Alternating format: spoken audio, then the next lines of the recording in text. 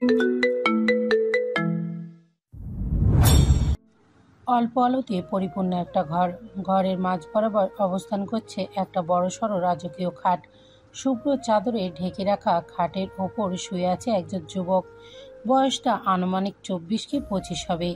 জীর্ণশীর্ণ রোগাক্রান্ত মুখটা বেরিয়ে আছে চাদরের ফাঁকে। বাকি শরীর শুভ্র চাদর দিয়ে ঢাকা। ডান হাতটা চাদরের ফাঁক দিয়ে বের করে রাখা। সেখানে ক্যানেলা লাগানো রয়েছে। অবিরামভাবে সেলাইন চলছে সেই হাতে। পাশেই একজন অল্প বয়সী নার্স বসে আছে। নজর তার বিছানায় শয়নরত সেই যুবকটির দিকে। চোখ বন্ধ করে নিথর হয়ে শুয়ে আছে ছেলেটা। শুধু শ্বাস প্রশ্বাস চলছে। এই যা, কখনো চোখ খুলে তাকায় না। বসে থাকতে থাকতে হঠাৎ নার্সটা খেয়াল করে ছেলেটার ক্যানানা লাগানো হাতটা নড়ছে। হাতের তর্জনী আঙুল একটু একটু করে নড়ছে। চোখে পড়তেই লাফিয়ে উঠে দাঁড়ায় নার্স। মনের ভুল কিনা যাচাই করতে হাত হাত দিয়ে চোখ ডলে আবার পূর্ণ দৃষ্টিতে তাকায়। এবারও আঙুলের মৃদু নড়াচড়া দেখতে পায়। এটা যে তার চোখের ভুল নয় সেটা বুঝতেই হন্তদন্ত ভঙ্গিতে ঘরের জানলার দিকে এগিয়ে যায়। ফোনটা হাতে নিয়ে ডায়াল করে কারোর নাম্বারে। রিং বাজতেই সেকেন্ডের মধ্যেই রিসিভ হয়ে যায় ফোন। রিসিভ হতেই নার্সটা তাড়াহুড়ো কণ্ঠে বলে, ম্যাম, পেশেন্ট রেসপন্স করছে, তার হাতের আঙ্গুল নড়ছে, আপনি তাড়াতাড়ি আসুন। সাথে সাথেই খট করে ফোনটা কেটে যায়। নার্স বুঝতে পেরেছে যে অপর পাশের ব্যক্তির দিন দুনিয়া ভুলে ছুটে আসছে এখানে। নিজের রুমে খাটের সাথে মাথা ঠেকিয়ে বসে আছে দীপ্তি। গত রাত থেকে এভাবেই বসে আছে। সজীব রেগে ওই নিষিদ্ধ ঘরের সামনে থেকে নিজের ঘরে এনে আর একটা কথাও বলেনি দীপ্তির সাথে। ধাক্কা দিয়ে ঘরে ঢুকিয়ে দরজা বাইরে থেকে বন্ধ করে দিয়ে গেছে। সেই যে গেছে আর ঘরে আসেনি। রাত পেরিয়ে সকাল, সকাল পেরিয়ে দুপুর, এখন দুপুর পেরিয়ে বিকেল হতে চলল। তবুও সজীবের খবর নেই। না দরজা খুলে দিয়েছে আর না খাবার দিয়েছে। আজকাল সজীব বড্ড অদ্ভুত আচরণ করে। কেন এমন করে সেটা দীপ্তি বোঝে না। আগে তো এমন করতো না। তবে কি বাচ্চা না হওয়ার জন্য সজীব দীপ্তির প্রতি অসন্তুষ্ট? সে কি দীপ্তিকে আর চাইছে না? বাচ্চার জন্য কি সজীব অন্য কাউকে জীবনে আনতে চাইছে? এই জন্যই এই অদ্ভুত আচরণ। কথাগুলো ভাবতেই বুকের ভেতর মোচড় দিয়ে ওঠে দীপ্তির। এত বছর ধরে সংসার করার পরও আজ মানুষটাকে বড্ড অচেনা লাগছে। চোখের সামনে তার সাজানো সংসার ভেঙে যাচ্ছে। তবে কি এবার সম্পর্কটাও ভেঙে যাবে? ভাবনার মাঝে খট করে দরজা খোলার আওয়াজ পায় দীপ্তি। কে আসতে পারে সেটা দীপ্তি খুব ভালো করেই জানে। তাই কোনো প্রতিক্রিয়া না দেখিয়ে চুপচাপ চোখ বন্ধ করে নেয়। চোখের পাতায় এক করতেই অবাধ্য অশ্রুকণা টুকটুক করে গাল বেয়ে গড়িয়ে পড়ে। দরজা খুলে ঘরে প্রবেশ করে সজীব। আবার একই ভঙ্গিতে দরজা আটকে ধীর পায়ে দীপ্তির দিকে এগিয়ে আসে। কাছে আসতেই দীপ্তির কান্নারত মুখটা চোখের সামনে দৃশ্যমান হয়। দীপ্তির চুপসানো মুখটা দেখে বুকের ভেতর সূক্ষ্ম ব্যথা অনুভব করে সজীব। ভেতরে ভেতরে হাঁসফাঁস করছে। বড্ড অস্থির লাগছে, কিন্তু চেহারায় তা প্রকাশ করছে না। নিজেকে স্বাভাবিক রাখার চেষ্টায় আছে সে। কয়েক সেকেন্ড সময় নিয়ে দীপ্তির মুখের দিকে পূর্ণ দৃষ্টি রাখতেই চোখের দিকে চিকচিক করতে থাকা অশ্রুকণা দেখতে পায় সজীব। মুখে এঁটে রাখা গম্ভীর ভাব, সব কঠোরতা এক নিমেষেই উবে যায়। ধপ করে হাঁটু মুড়ে দীপ্তির পায়ের কাছে বসে পড়ে সজীব।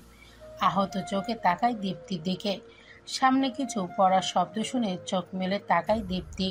তাকাতেই হাঁটু মুড়ে বসে থাকা সজীবের বিধ্বস্ত চেহারা দেখে বিচলিত হয়ে পড়ে।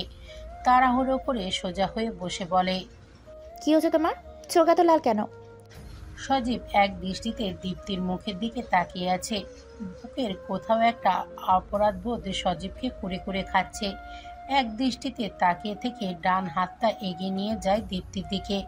খুবই সন্দর্পণে দীপ্তির বাম গালে নিজের ডান হাতটা রেখে স্বচ্ছ চোখে তাকায়। সজীবের ঠোঁট কাঁপছে। কিছু যেন বলতে চাইছে। কিছু বলার জন্য মুখ খুলতেই চুপ হয়ে যায় সজীব। তড়িৎ গতিতে হাতটা নামিয়ে নেয়। তৎক্ষণাৎ দাঁড়িয়ে কাট কাট কণ্ঠে বলে, কাল তুমি যে ফুলটা করেছো তার জন্য এবার বাড়িতে ঝড় উঠবে। সেই ঝড় সামলানো হয়তো আমার সাধ্যের বাইরে। শত নিষেধ করার পরেও তুমি আমার কথা শুনলে না, সেই বাড়াবাড়ি করেই বসলে। এবার একটা মেহেরবানি করো, তুমি এক্ষুনি তোমার বাবার বাড়ি চলে যাও। আমি না বলা পর্যন্ত এখানে আসার দরকার নেই। অবাক চোখে তাকিয়ে সজীবকে দেখছে দীপ্তি। পরিস্থিতি যতই খারাপ হোক, সজীব কখনো দীপ্তিকে নিজের কাছ থেকে দূরে যেতে দেয় না। তাহলে আজ একটা সামান্য বিষয় নিয়ে বাবার বাড়িতে চলে যেতে বলছে, কত সহজেই বাড়ি থেকে তাড়িয়ে দিচ্ছে। এটা কে? এই সজীব তো তার চেনা না, তার সজীব তো এমন না। এ কোন মুখোশধারী মানুষ দাঁড়িয়ে আছে দীপ্তির সামনে? ভাবতে ভাবতেই চোখ থেকে দুফোঁটা অশ্রু গড়িয়ে পড়ে। নাক টেনে ধরা গলায় দীপ্তি বলে, একটা সামান্য দোষে আমাকে বাড়ি থেকে তাড়িয়ে দিচ্ছ সজীব, অথচ কোনো একটা সময় বলতে আমাকে বুকে না নিলে তোমার ঘুম আসে না। এখন ঘুম আসবে তো সজীব? আমি জানি না আমার কি অপরাধ, কোন অপরাধের শাস্তি তুমি আমাকে দিচ্ছ, কিন্তু শাস্তি ঘোষণা যখন দিয়েই ফেলেছ, তাহলে আর এক মুহূর্তও থাকবো না। আমি চলে যাচ্ছি। ভালো থেকো, নিজের খেয়াল রেখো। সজীব উল্টো দিকে মুখ দিয়ে চোয়াল শক্ত করে দাঁড়িয়ে আছে। একবারের জন্য দীপ্তির দিকে তাকাচ্ছে না। সজীবের এমন অদ্ভুত ব্যবহার দেখে ক্ষণে ক্ষণে আশ্চর্য হচ্ছে দীপ্তি। আর কোনো কথা না বাড়িয়ে ড্রয়ার থেকে পাঁচটা নিয়ে সোজা বেরিয়ে যায়। সাথে আর কিচ্ছু নেয়ার মতো শক্তি অবশিষ্ট নেই তার শরীরে। দীপ্তি চলে যেতেই দরজার দিকে ঘুরে তাকায় সজীব। চোখ দুটো তার লাল হয়ে আছে। চোয়াল শক্ত করে নিজেকে শান্ত করছে। ধীর পায়ে এগিয়ে বড় জানালার কাছে দাঁড়ায় সজীব। রুমের জানালা দিয়ে বাড়ির গেট স্পষ্ট দেখা যায়। মিনিটের মধ্যেই দীপ্তি গেটের কাছে চলে গেছে। সেদিকে দৃষ্টি রেখে পকেট থেকে ফোন বের করে কারোর নাম্বার ডায়াল করে সজীব। রিসিভ হতেই শান্ত কণ্ঠে সজীব বলে, খেয়াল রাখিস, সাবধানে বাসায় পৌঁছে দিবি। বাসার গেটে ঢোকার পর ফোন করে জানিয়ে দিস। আর হ্যাঁ, গাড়ির স্পিড যেন না পারে, ওর গায়ে একটা আঁচও লাগতে তোকে জ্যান্ত পুঁতে ফেলবো। কথাগুলো বলেই ফোনটা কেটে পকেটে রাখে সজীব। দীপ্তি অটোতে উঠে চলে যেতেই জানলা থেকে সরে আসে সজীব। খাটের উপর বসে মাথা নিচু করে কিছু ভাবতে থাকে। তারপর হুট করে উঠেই হনহন করে বাড়ি থেকে বেরিয়ে যায়। ঘড়িতে এখন 5:25।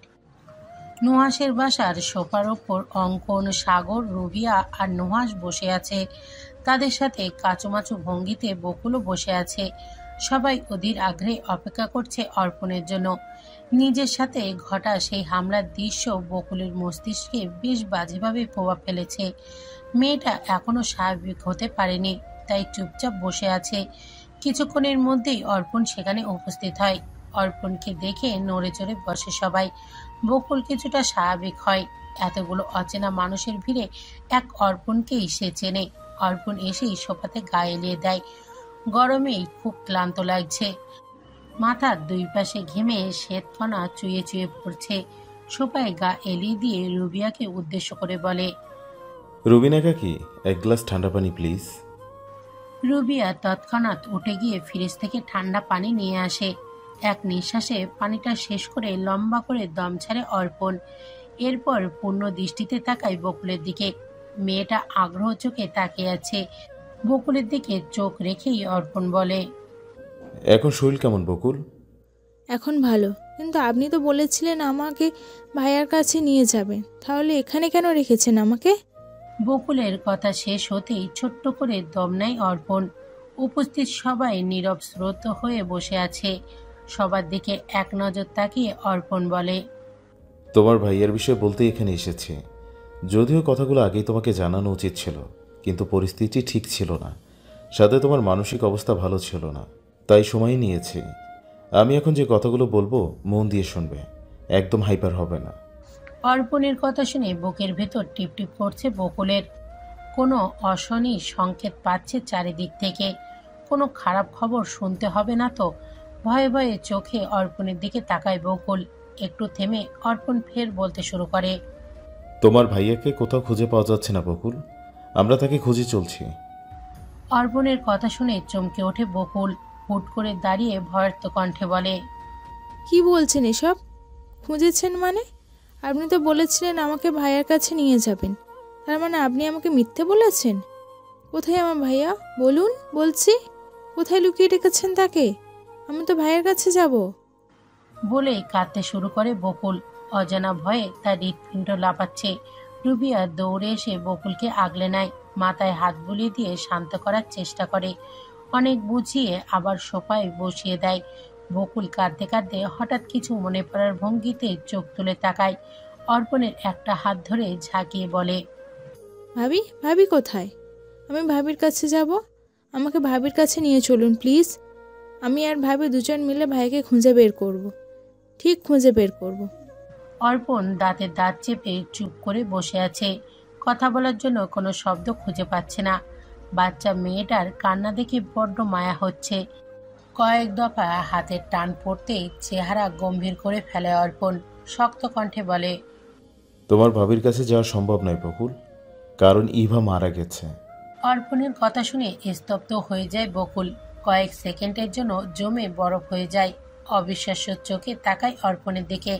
পাগলের মতো মাথা নাড়িয়ে বলে, না না না না না, মিথ্যে কথা, আপনি মিথ্যে বলছেন, এসব মিথ্যে। ভাবি আমাকে ছেড়ে কোথাও যেতে পারে না। সে বলেছিল সে সারা জীবন আমার পাশে থাকবে, তাহলে মরবে কেন?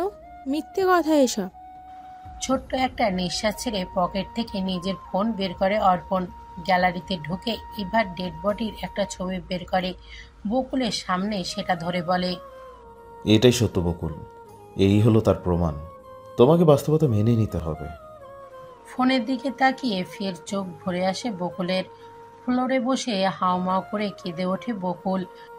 জীবনে এত কঠিন সত্যের মুখোমুখি হতে হবে সেটা কোনোদিন ভাবেনি বকুল। যেই ভাবির কোলে মাথা রেখে শান্তিতে ঘুমিয়েছে, যেই ভাবি হাত মায়ের মতো স্নেহ দিয়ে মাথায় রেখেছে, আজ সেই ভাবি এই পৃথিবীতে নেই। যেই ভাই বট গাছের ছায়ার মতো বকুলকে আগলে রেখেছে, বাবার আদর, ভাইয়ের আদর একাই পূর্ণ করেছে, সেই ভাইও নিখোঁজ। জীবনটা এমন কেন হলো? একটা দমকা বাতাস এসে সবটা এলোমেলো করে দিয়ে গেল। এখন কোথায় পাবে বকুল তার ভাইয়া ভাবিকে? কোথায় পাবে সেই আদর ভালোবাসা? বাকি জীবনটা কিভাবে বাঁচবে বকুল? কাকে নিয়ে বাঁচবে? বকুলের কান্না দেখে রুবিয়া নিঃশব্দে কেঁদে যাচ্ছে। বাচ্চা মেয়েটা এত কম বয়সে এত কিছু হারালো, এই শোক সামাল দেবে কিভাবে? উপস্থিত সবাই ব্যথিত চোখে তাকিয়ে আছে বকুলের দিকে। অর্পণ একটা দীর্ঘশ্বাস ফেলে বলে, এবার যেদিন খুন হয় সেদিন থেকে রুহুল নিখোঁজ। অনেক খোঁজাখুঁজি করেও তার কোনো হদিস মেলেনি। আমার টিম এখনও রুহুলকে খুঁজে যাচ্ছে, কিন্তু হঠাৎ এবার খুন, রুহুলের নিখোঁজ হওয়া, এর পেছনে কোনো শক্তপোক্ত কারণ খুঁজে পাচ্ছি না। কান্নার মাঝে হঠাৎ চোখ তুলে অর্পণের দিকে তাকায় বকুল। তার কান্না থেমে গেছে, শুধু একটু পর পর হেঁচকি দিচ্ছে। বকুল কান্না থামিয়ে ভাঙা গলায় বলে, রাহুলকে, তার সাথে ভাইয়া ভাবির কি সম্পর্ক? বকুলের কথাটা অর্পণের কাছে বজ্রপাতের মতো ঠেকলো। ভুরু কুঁচকে বকুলের দিকে তাকিয়ে বলে, রুহুলকে মানে? আমি তো তোমার ভাইয়ের কথা বলছি। কিন্তু আমার ভাইয়ার নাম তো রাহুল না। আরেক দফা অবাক হয়ে যায় অর্পণ। সবকিছু এলোমেলো লাগছে, সাজানো জিনিস যেন অগোছালো হয়ে গেছে। রুহুল ইভার স্বামী, আর ইভা যদি বকুলের ভাবি হয় তাহলে হিসাব মতো রুহুল তো বকুলের ভাই হবে। কিন্তু বকুল রুহুলকে চিনছে না কেন? অর্পণ কিছু বলবে তার আগেই বকুল 1 মিনিট বলে দৌড়ে পাশের ঘরে চলে গেল। এখানে আসার পর থেকে বকুল এই ঘরেই থাকছে। মিনিটের মধ্যেই কিছু একটা হাতে নিয়ে বেরিয়ে আসে বকুল। দৌড়ে অর্পণের সামনে বসে হাতের থাকা মাঝারি সাইজের ছবির ফ্রেমটা এগিয়ে দিয়ে বলে, এই হলো আমার ভাইয়া, আর এটা ভাবি। ছবিটার দিকে তাকিয়ে স্তব্ধ হয়ে যায় অর্পণ। চোখ দুটো স্থির হয়ে যায় ছবির ফ্রেমের ওপর। চেহারায় তার বিস্ময়ের ভাব। অবাকের চূড়ান্তে পৌঁছে গেছে অর্পণ। এই মুহূর্তে এমন সত্যির মুখোমুখি হবে সেটা অর্পণ কল্পনাও করেনি। চারিদিকে যেন ঝোড়ো বাতাস বইছে, পুরো শরীরে যেন শীতল স্রোত বয়ে যাচ্ছে। ছবির দিকে এক আঙুল তাক করে অর্পণ অবাক কণ্ঠে অস্পষ্ট স্বরে বলে, রনি? হ্যাঁ রনি, এটা আমার ভাইয়া। আমার ভাইয়ের নাম রাহুল না, তার নাম তো রনি। হঠাৎ করেই বসা থেকে উঠে দাঁড়ায় অর্পণ। রুবিয়ার দিকে তাকিয়ে বলে, রুবিনা কাকি, বকুলের খেয়াল রাখো, আমাকে এখনই থানায় যেতে হবে। বলেই দ্রুত পায়ে বেরিয়ে যায় অর্পণ। উপস্থিত সবাই অবাক হয়ে তাকিয়ে আছে, কারোর মাথায় কিছুই ঢুকছে না। কে এই রনি? অর্পণ এভাবে চলে গেল কেন? কি ঘটছে এসব তাদের সাথে? থানায় এসে হন্তদন্ত পায়ে বাদিকে স্টোর রুমে ঢোকে অর্পণ। পিছু পিছু ছুটে আসে কনস্টেবল রহিম। অর্পণকে হনন করে কিছু খুঁজতে দেখে জিজ্ঞাসা করে, কি খুঁজছেন স্যার? আমাকে বলুন, আমি খুঁজে দিচ্ছি। অর্পণ কোনো উত্তর না দিয়ে নিজের মতো কাজ করতে থাকে। কয়েকটা আলমারি খুলে একটা পুরনো ফাইল নিয়ে ছোট্ট করে দম ছাড়ে। সেটা হাতে নিয়ে নিজের কেবিনে ফিরে যায়। চেয়ারে বসে ফাইলটা খুঁটিয়ে খুঁটিয়ে দেখতে থাকে। পুরো ফাইলে চোখ বুলিয়ে সেটা বন্ধ করে পেছনের দিকে হেলে যায় অর্পণ। চেয়ারে সম্পূর্ণ শরীরে ভার ছেড়ে দিয়ে মাথা পেছন দিকে হেলিয়ে দেয়। মুখটা ওপরের দিকে রেখে চোখ বন্ধ করে ফেলে। কয়েক সেকেন্ড চোখ বন্ধ রেখে আবার চোখ খুলে তাকায়। পূর্ণ দৃষ্টিতে রহিমের দিকে তাকিয়ে বলে, আজ একটা বড় সত্য জানতে পেরেছি রহিম সাহেব। অনেকটা রহস্য সমাধান হয়ে গেছে। আপনি জানেন রুহুল আসলে কে? রহিম প্রশ্নবোধক চোখে তাকিয়ে বলে, কে স্যার? রুহুলই হলো অফিসার রনি, যাকে আমরা এতদিন ধরে খুঁজে যাচ্ছি। অপারেশন মতিঝিল তার আন্ডারে লিড হচ্ছিল। সে নিজের নাম বদলে ছদ্মনাম নিয়ে ছদ্মবেশ ধরে অপরাধীদের সাথে ছিল। অপরাধীদের হাতে নাতে ধরতে এত বড় একটা রিস্ক নিয়েছিল, কিন্তু ছদ্মবেশ অপরাধীদের সাথে মিশে যাওয়ার পর তার আর কোনো খোঁজই পাওয়া যাচ্ছে না। ডিপার্টমেন্ট তাকে হন্য হয়ে খুঁজে যাচ্ছে, সেটা আপনি জানেন। অফিসার রনিকে না পেয়ে দিদার স্যার আমাকে এখানে নিয়ে আসে। সেই সুবাদে অপারেশন মতিঝিল এখন আমার আন্ডারে লিড হচ্ছে। কথাগুলো বলেই একটু বিরতি নেয় অর্পণ। রহিম সামনে দাঁড়িয়ে বিস্ময় নিয়ে তাকিয়ে আছে। রুহুলি হলো রনি। কথাটা শ্রবণ হতেই বড়সড় একটা ধাক্কা খেয়েছে রহিম। কয়েক সেকেন্ড চুপ থেকে অর্পণ ফের বলতে শুরু করে, আমি এটা বুঝতে পারিনি যে রনি রুহুলের ছদ্মনাম নিয়ে এখানে ছিল। এবার মার্ডার নিয়ে আমি রুহুলকে সন্দেহ করেছিলাম, কিন্তু সত্য তো এটাই যে রনিকে বন্দি করে তারপর ইবাকে খুন করা হয়েছে। রনি কিছু ইনফরমেশন পেয়েছিল অপরাধীদের বিরুদ্ধে, যা এই ফাইলে আছে, আর বাকি ইনফরমেশন রনির কাছে আছে। এর মানে রনি এমন কিছু জানতে পেরেছে যে তার জন্য ওকে বন্দি করে রেখেছে। এবার কোনটা ছিল রনিকে ভয় দেখানো? হয়তো রনির থেকে তারা কিছু জানতে চাইছে বা রনি বলছে না, এই জন্য ইবাকে মেরে ফেলেছে যাতে রনি মুখ খোলে। এখন প্রশ্ন হচ্ছে, রনি কি এমন জেনেছে যার জন্য তার অস্তিত্ব গায়েব হয়ে গেছে, ইবাকে মরতে হয়েছে? আসল ঘটনাটি কি? একদমে কথাগুলো বলে ডান হাত দিয়ে কপালে স্লাইড করতে থাকে অর্পণ। অনেকগুলো প্রশ্নের উত্তর পেয়েছে, কিন্তু সব প্রশ্নের না। বাকি সব উত্তর একমাত্র রনি দিতে পারে। কিন্তু এখানেও প্রশ্ন আছে, রনি এখন কোথায়? সে কি আদৌ বেঁচে আছে, নাকি এবার মতো তাকেও মেরে ফেলা হয়েছে? মারুফ সাহেব সবেমাত্র অফিস থেকে ফিরেছেন। ঘামর্ত মুখটা রুমালে মুছে সোফায় গা এলিয়ে দেন।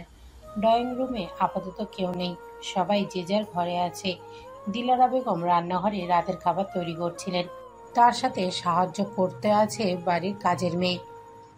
রান্নার মাঝেই মারুফ সাহেবকে আসতে দেখে কাজের মেয়েকে রান্নার দিকটা খেয়াল রাখতে বলে এক গ্লাস পানি নিয়ে এগিয়ে আসেন দিলারা বেগম। মারুফ সাহেবের দিকে গ্লাসটা এগিয়ে দিয়ে বলেন, পানিটা খেয়ে নাও। মারুফ সাহেব চোখ তুলে তাকিয়ে গ্লাসটা নিয়ে ঢকঢক করে সম্পূর্ণ পানি শেষ করেন। স্বামীর ঘমার্ত মুখের দিকে তাকিয়ে দিলারা বেগম বলেন, আজ একটু বেশিই ক্লান্ত লাগছে যে। কাজের চাপ বেশি, ব্যবসাটা বোধ হয় আর টিকিয়ে রাখতে পারবো না দীপ্তির মা। সব পরিশ্রম বিফলে যাচ্ছে, জানি না কেন, কিন্তু কেউ আমাকে সর্বশান্ত করতে আত্মা জল খেয়ে নেমেছে। স্বামীর কথায় চিন্তার ভাঁজ পড়ে দিলারা বেগমের কপালে। কে জানে এত কিসের শত্রু তাদের, কেন তাদের সাথে সবার এত শত্রুতা? এই কোনোর পাকাপোক্ত উত্তর তিনি খুঁজে পান না। এরই মধ্যে দরজা দিয়ে ধীর পায়ে প্রবেশ করে দীপ্তি। চোখ মুখ একদম শুকিয়ে গেছে, চুলগুলো কিঞ্চিত এলোমেলো, চেহারায় একটা উদাসীন ভাব। এই ভর সন্ধ্যাবেলায় মেয়েটাকে দেখে বুড়ো কুচকে যায় মারুফ সাহেবের আর দিলারা বেগমের। তবে মেয়েকে দেখে তারা খুশিও হয়ে যায়। দিলারা বেগম ব্যস্ত পায়ে এগিয়ে এসে বলেন, দীপ্তি, হঠাৎ তুই এই সময়? এসে কি ভুল করেছি? দীপ্তির মুখে এমন অদ্ভুত কথা শুনে কিছুটা অবাক হয়ে যান দিলারা বেগম। মারুফ সাহেব উঠে এসে বলেন, ভুল কেন করবো আম্মু, তোমার নিজের বাড়ি, তুমি যখন খুশি আসবে। তা সজীব কোথায়, সে আসেনি? মারুফ সাহেবের কথা শুনে উদাসীন চোখ মুখ শক্ত হয়ে যায় দীপ্তির। শক্ত কণ্ঠে বলে, আমি একাই এসেছি এখানে। এবার মারুফ সাহেব অবাক হয়ে তাকান। দীপ্তির চেহারা তার কাছে স্বাভাবিক লাগছে না, কেন যেন এলোমেলো লাগছে মেয়েটাকে। তবে কি সজীবের সাথে কোনো ঝামেলা হয়েছে? দীপ্তির মাথায় হাত বুলিয়ে দিয়ে চিন্তিত ভঙ্গিতে মারুফ সাহেব বলেন, একে এসেছো মানে? জামাই কেন আসেনি আম্মু? এবার যেন দীপ্তি রাগে ফেটে পড়ে। পাহাড় সমান রাগ নিয়ে ফুঁসে উঠে বলে, তো আমার আশাতে কি তোমার খুব সমস্যা হচ্ছে? বারে বারে প্রশ্ন করে বিরক্ত করছো কেন? যদি খুব সমস্যা হয়ে থাকে তাকে বলে দাও, আমি চলে যাচ্ছি। দীপ্তির চেঁচামেচি শুনে ঘর থেকে সুপ্তি আর প্রাপ্তি বেরিয়ে আসে। পরপর কামরুল রহমানও বেরিয়ে আসেন। বৃদ্ধা লাঠি ভর দিয়ে এগিয়ে এসে চিন্তিত স্বরে বলেন, কি হয়েছে এখানে? দিদি ভাই, তুমি কখন এলে? আর এত রেগেছিলে কেন? সেটা তোমার ছেলেকে জিজ্ঞেস করো দাদু। আমি আশাতে কি খুব বেশি সমস্যা হচ্ছে? আস্তে না আসতেই প্রশ্নের ঝুলি খুলে বসেছে, বিরক্ত লাগছে আমার। কামরুল সাহেব বুঝতে পারছেন না ঠিক কি হচ্ছে। উত্তরের আশায় ছেলে আর ছেলের বউয়ের দিকে তাকিয়ে দেখে তারা হতভম্ব হয়ে দাঁড়িয়ে আছে। পরিস্থিতি সামাল দিতে কামরুল রহমান দীপ্তিকে শান্ত সুরে বলে, তোমার বাড়িতে তুমি আসবে, এতে কার কি সমস্যা হতে পারে দিদি ভাই? তোমার বাবা কেন? তোমার বাবার সমস্যা হবে না। তুমি ঘরে যাও, একটু বিশ্রাম নাও, আমরা না হয় পরে কথা বলবো। কামরুল সাহেবের বলতে দেরি, কিন্তু দীপ্তির পা বাড়াতে দেরি হয় না। ধূপধাপ পা ফেলে নিজের ঘরে গিয়ে ধাম করে দরজা আটকে দেয়। সমস্ত রাগ ক্ষোভ যেন দরজার উপরেই মেটাচ্ছে। দীপ্তির যাওয়ার দিকে তাকিয়ে হতাশার নিঃশ্বাস ছাড়ে মারুফ সাহেব। মেয়ের সাথে তার সম্পর্ক বেশ কয়েক বছর আগেই নষ্ট হয়ে গেছে, কিন্তু দীপ্তির আজকের আচরণ ছিল অন্য দিনের থেকে সম্পূর্ণ ভিন্ন। দীপ্তি মারুফ সাহেবের সাথে খারাপ আচরণ করলেও এতটা খারাপ আচরণ আগে করেনি। তাহলে আজ কেন? কিছু কি হয়েছে মেয়েটার? মেয়েকে নিয়ে এই পর্যায়ে চিন্তায় পড়ে যান মারুফ সাহেব। রাতে ব্যালকনিতে রাখার ছোট্ট সোফায় বসে কিছু ফাইল ঘাটাঘাটি করছে অর্পণ। বাইরে থেকে আসা মৃদু বাতাসে তার অবাধ্য চুলগুলো উঠছে, এলোমেলো হয়ে কখনো কপালে ছড়িয়ে পড়ছে, তো কখনো ডান বামে ছড়িয়ে যাচ্ছে। তার উপর জ্বলতে থাকা লাইটের আলোতে উজ্জ্বল মুখটা আরো উজ্জ্বল লাগছে। একটা ফাইল হাতে নিয়ে বেশ মনোযোগ দিয়ে সেটা দেখছে অর্পণ। এমন সময় পাশ থেকে তার ফোনটা বেজে ওঠে। চোখ ফাইলে আবদ্ধ রেখেই বাম হাত দিয়ে ফোনটা রিসিভ করে কানে ধরে অর্পণ। বেশ গম্ভীর কণ্ঠে বলে, হ্যালো। ওপাশ থেকে কোনো আওয়াজ শোনা যাচ্ছে না, একদম চুপচাপ হয়ে আছে। ভুরু কুঁচকে যায় অর্পণের। চোখ ফাইলের দিকে রেখেই ফের গম্ভীর কণ্ঠে প্রশ্ন করে, কে বলছেন? কথা না বলে ফোন দিয়েছেন কেন? মুহূর্তে অর্পণের কর্ণকুহরে পৌঁছায় একটা চিকন মিষ্টি মেয়েলি আওয়াজ।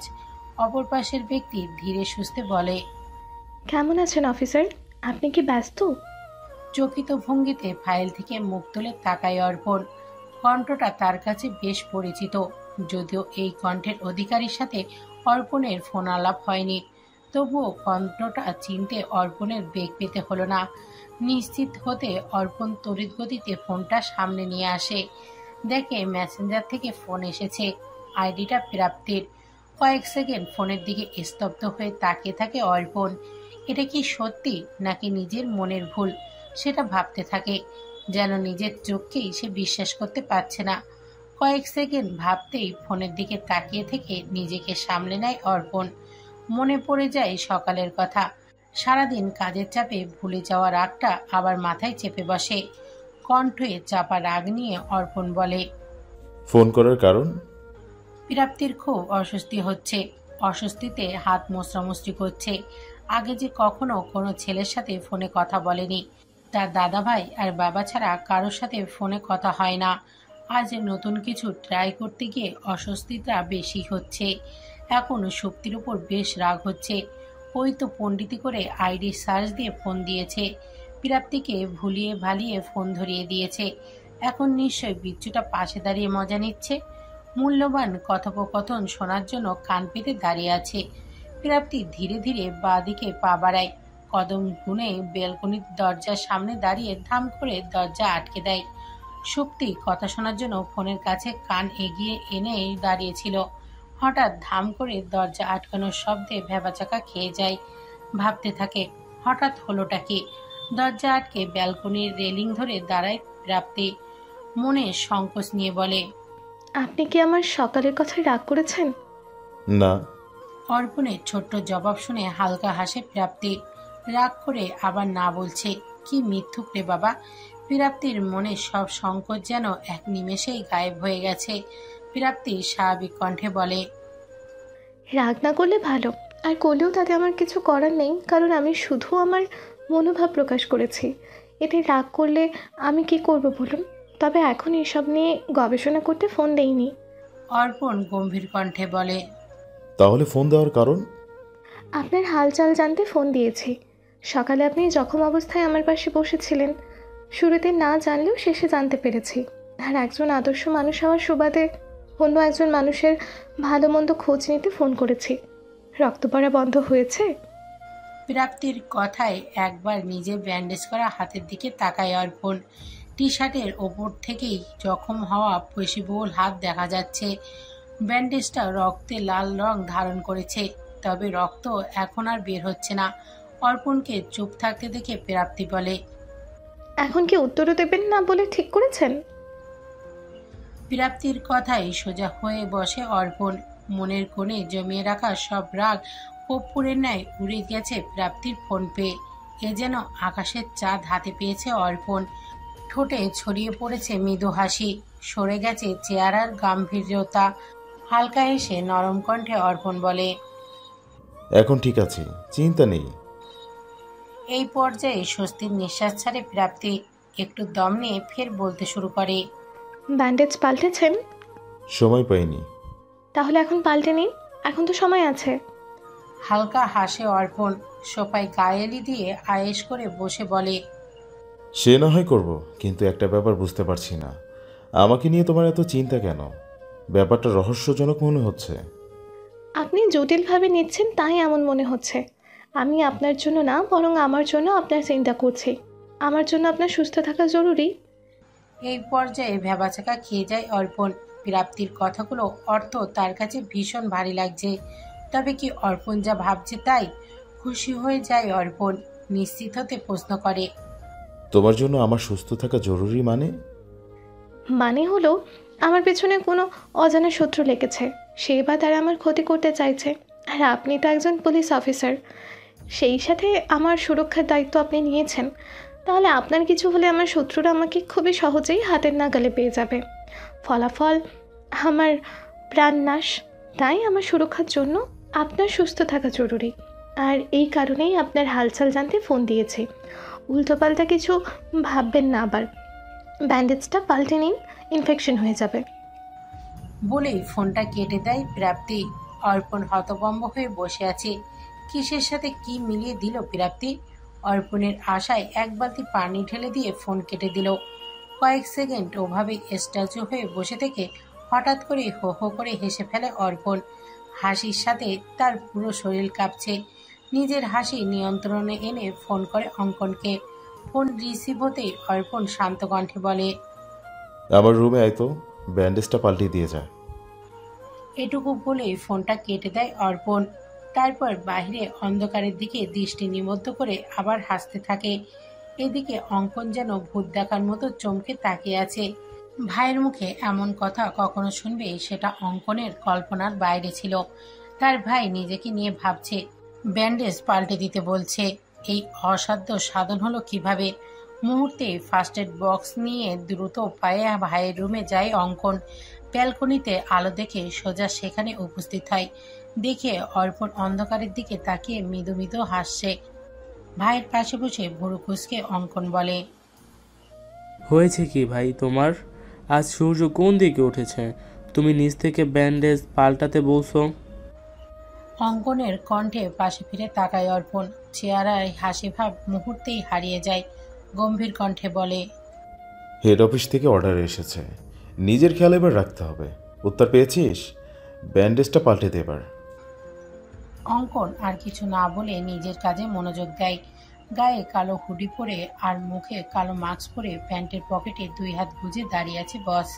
তার সামনেই দাঁড়িয়ে মৃদু কাঁপছে চারজন লোক। মাস্ক আর হুডি দিয়ে চেহারা পুরো ঢেকে রাখায় মুখের ভাবভঙ্গি বোঝা যাচ্ছে না। ফাঁক দিয়ে শুধু তার রক্তলাল চোখ দেখা যাচ্ছে। চোখ দেখে বোঝা যাচ্ছে সে ভীষণ রেগে আছে। সেই আগুন লাল চোখ দেখেই ভয়ে মৃদু কাঁপছে সামনে দাঁড়ানো চারজন। ওরা বুঝতে পারছে না ওদের বস আজ আগে থেকেই রেগে আছে কেন। এখনো তো দুঃসংবাদ দেয়নি। তাহলে যখন খবরটা শুনবে তখন কি রূপ ভয়ানক হয়ে যাবে।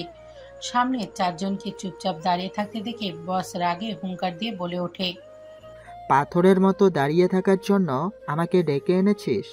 কি বলার জন্য ডেকেছিস বলে ফেল, আমার আরো অনেক কাজ আছে। বসের এমন হুঙ্কার শুনে ভয়ে কেঁপে ওঠে চারজন। মাথার উপর ফ্যান চললেও সবাই কুলকুল করে ঘামছে। ঘাম মুছে একজন সাহস করে কাঁপা কাঁপা কণ্ঠে বলে, বস, ডাক্সের 2 কোটি ডিল ক্যান্সেল হয়ে গেছে। সেদিন ভার্সিটির পুলিশ অফিসারটা এসে কাজটা ভেস্তে দিয়েছিল, তারপর আর সুযোগ হয়ে ওঠেনি মালগুলো ডেলিভারি দেওয়ার, তাই তার ডিলটা ক্যান্সেল করে দিয়েছে। রাগে হাত মুঠো করে ধরে বস। অত্যাধিক রাগে হিতাহিত জ্ঞানশূন্য হয়ে পড়েছে মস্তিষ্ক। এরই মধ্যে আর একজন বলে, বস, ওই 12 জন মেয়েকে এই মাসের মধ্যেই চালান করতে হবে। তারা আর সময় দেবে না বলেছে। 1 মাসের মধ্যে 12 জন মেয়েকে না পেলে ওরা অন্যদের দিয়ে কাজ করাবে বলে দিয়েছে। এমনিতেই রাগে শরীরে আগুন জ্বলছে, তার উপর একের পর এক অসফলতার কথা শুনে এবার আর রাগটাকে কন্ট্রোল করতে পারে না বস। ঝড়ের গতিতে পেছন থেকে হাত সামনে আনতেই বিকট শব্দে 2টা আওয়াজ হয়। বুলেটের আওয়াজে কেঁপে ওঠে চারিদিক। এক ঝাঁক পাখি ডানা ঝাপটে উড়ে চলে যায়। সামনে দাঁড়িয়ে থাকা 4 জনের মধ্যে এইমাত্র কথা বলা 2 জন মুহূর্তেই মাটিতে লুটিয়ে পড়ে। 2 জনের মাথায় মাছ বরাবর বুলেটের অস্তিত্ব দেখা যাচ্ছে। রক্তে পুরো মুখমণ্ডল লাল হয়ে গেছে। গুলি লাগার সাথে সাথেই প্রাণটা দেহ ছেড়ে বেরিয়ে গেছে। এমন গাহিম করা লোমহর্ষকর ঘটনা স্বচক্ষের দিকে থরথর করে কাঁপছে বাকি 2 জন। এই কাজে জড়িত হওয়ার জন্য প্রচণ্ড আফসোস হচ্ছে তাদের। কেন যে প্রাণঘাতী এই খেলায় অংশগ্রহণ করতে গেছে, এখন দল ছাড়তেও পারবে না। দল ছাড়তে চাইলেও নিশ্চিত মৃত্যু। ভয়ে কাচুমাচু হয়ে দাঁড়িয়ে দেখছে সদ্য মৃত্যুবরণ করা নিজেদের 2 জন সঙ্গীকে। সেকেন্ডের মধ্যেই বড় বড় পা ফেলে পাশের রুমে চলে যায় বস। চেয়ারে হাত পা বাঁধা অবস্থায় ঝিমোচ্ছে রুহুল। মারের কারণে পুরো শরীরে কালচেটে দাগ বসে গেছে। ঝড়ের গতিতে বস এসেই রুহুলের গলা চেপে ধরে। রাগে দাঁত কিরমির করতে করতে বলে, আজ আমার রাগ 7ম আসমানে উঠে আছে রাহুল। তেরামি করে আমার রাগ আর বাড়াবি না, তাহলে এবার সত্যি তোর মৃত্যু হবে। সত্যি করে বল, কে তুই? তোর আসল উদ্দেশ্য কি? মেয়েগুলোকে কোথায় লুকিয়ে রেখেছিস? তোর জন্য অনেক ক্ষতি হয়েছে আমার, কোটি কোটি টাকা লোকসান হয়েছে। এবার হয় তুই মুখ খুলবি, না হলে মরবি। বসের কথা শুনে নিভু নিভু চোখে তাকায় রুহুল। কথা বলতে খুব কষ্ট হচ্ছে, তবুও গলায় জোর দিয়ে ধীর কণ্ঠে বলে, তোর মতো চুনোপুটির হুমকিতে আমি ভয় পাই না, আর মরণের ভয় তো একদমই না। যা গিয়ে তোর আসল বসকে নিয়ে আয়। আমি আসল নাটকের গুরুকে আমার সামনে দেখতে চাই, না হলে আমার পেট থেকে একটা কথা বের করতে পারবি না। লুকিয়ে কোনো আসে সে?